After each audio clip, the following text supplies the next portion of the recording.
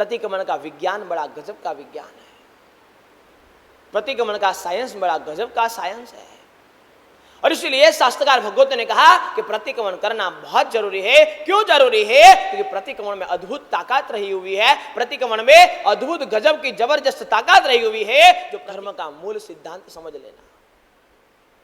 जहां फील है वहां फल है, धर्म का यह मूल सिद्धांत है। आप निश्चित तौर पर समझ लेना, धर्म की कोई भी क्रिया, साधना, आराधना, चाहे कुछ भी कर रहे हो, लेकिन एक सिद्धांत हमेशा नजर के सामने रखना, यह धर्म का क्षेत्र कहता है, यह अध्यात्म का क्षेत्र कहता है, जहां फील है वहां फल है।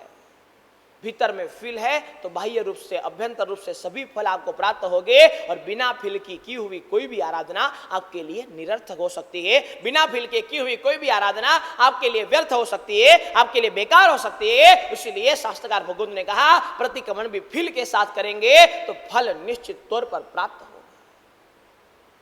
जिस तरह से आप भोजन करने बैठे हो और भोजन करते करते खाने में कोई कंकर आ गया, भोजन करते करते खाने में कोई बाल आ गया, उस समय आप केवल अपने मुंह में से वापस बाहर निकालोगे, कंकर को हटा दिया, बाल को हटा दिया, और बाकी का जो अच्छा द्रव्य है वो वापस मुंह में डाल दोगे। प्रतिक्रमण यही प्रक्रिया का नाम है।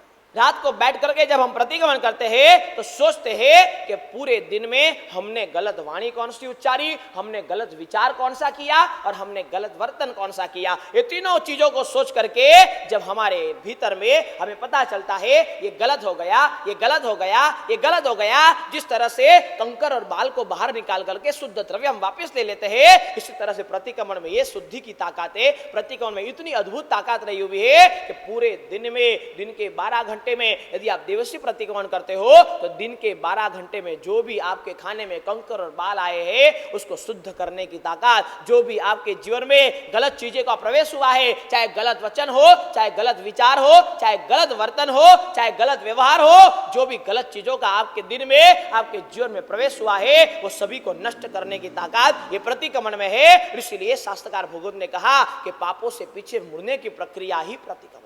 प्रतिक्रमण यह सोचने की परंपरा है कि पूरे दिन में अनावश्यक पाप हमारे से कितने हो गए, जिसकी कोई जरूरत नहीं थी, किसकी कोई जानकारी नहीं थी हमें, ऐसे अनावश्यक पाप हमारे जीवन में कितने हो गए, हमारे भीतर में कितने हो गए, और आवश्यक जो करना था वो कितना चूक गया। आज परमात्मा की पूजा चूक गए, आज प्रवचनों का श्रवण चूक गए, आज सामयिक करना चूक गए, आज स्वाध्याय करना चूक गए, आज मंत्र जाप करना चूक गए, आज परमात्मा की भक्ति करना चूक गए, आज साधु साधु जी भगवंतों की वयावच करना चूक गए। कितनी आवश्यक चीजें जो हमारे आत्मा के लिए है हम चूक गए, और कितनी अनावश्यक चीजें हमने पूरे दिन में करी। ये सोचने की प्रक्रिया का नाम प्रतिक्रमण है। पूरे दिन में गलत वाणी, गलत वचन, गलत वर्तन, गलत व्यवहार, गलत विचार हमने कितने किए, ये सोचने की पूरी प्रक्रिया का नाम प्रतिक्रमण है। आज के संसार की करुणता यह है कि पुनरावर्तन हर साल होता है, लेकिन परिवर्तन एक भी साल नहीं होता है।